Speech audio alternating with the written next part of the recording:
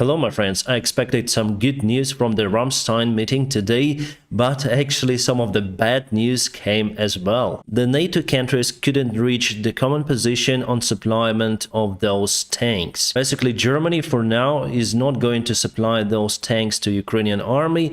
However, they will not interfere in the partners' supplyment. So if, for example, Poland or any kind of other country would like to supply the Leopard tanks, Germany as the manufacturer country will approve that, and it's great. So the new defense minister said that Germany will focus on supplyment of the air defense systems to Ukraine, like RST and Patriot systems. But still, I'm sure that Ukraine will get what it needs to start the massive counterattack, but unfortunately not in nearby future. The longer our allies are waiting to supply the tanks and other proper weaponry to Ukraine, the harder it will be for Ukraine to fight. Because Russia also consolidates its resources and they have the allies like Iran and North Korea. But anyways, my friends, Germany does a great job supporting Ukrainian refugees, and they also supply superb Patriot and RST systems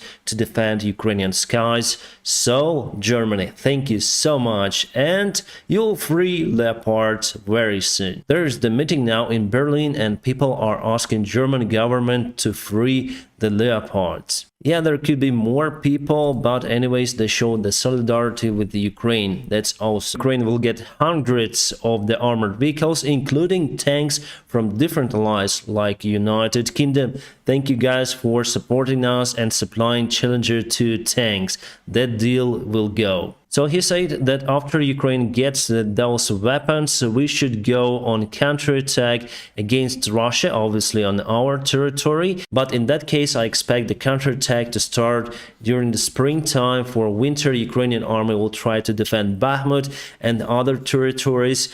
And we need the time for the training and to put the infrastructure for the new weaponry. Continue with the tank topic. Czech Republic and Slovakia are ready to supply their Leopard 2 tanks to Ukraine. Then they will receive the appropriate permission from Germany. But Germany already said that they will not stop supplyment of those tanks to Ukrainian army, and that's great. The same Germany said to Poland that they will receive the official request for transfer. They would agree with it. And today I read the article of NL Times about F-16. So Netherlands would consider helping Ukraine with F-16 fighters plus Leopard 2 tanks. Dutch cabinet will look to supplying F-16 fighter jets to Ukraine if Kiev government asks for it. Yes, we would like to ask for the F-16 fighter jets.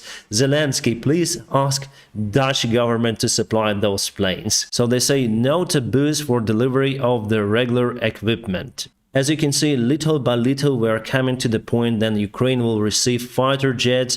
I know that our pilots already been trained to fly those fantastic airplanes. This is my favorite airplane, my friends. The best fighter jet, even though it's not the best if we speak about the characteristics, but the way it looks is just one love. The United States General Mark Milley said that it's unlikely that Ukraine will win this war in 2023. I would agree on that. And even with the help that Ukraine has, it's difficult to fight against this massive country. Also, Russia has much bigger human resource compared to Ukraine. So this war actually may continue for a long time. For us, it's better to receive up-to-date weaponry to counteract to the Russian massive but stupid attacks. Also, General Mark Milley said that Russia was able to mobilize around 250,000 soldiers this year, and still they're struggling to supply them with basic needs. So this is the next tranche of the military help to Ukrainian army. As you can see, we have awesome help from United States, lots of the armored vehicles and the self-propelled artillery systems, also rockets, ammunition, high-precision artillery. However, I don't see here the rockets that were promised, the flying bombs that may be fired for the range up to 150 kilometers, but for sure we're gonna have them separately. From the UK, we'll have 14 of the Challenger tanks, Awesome, United Kingdom, thank you so much.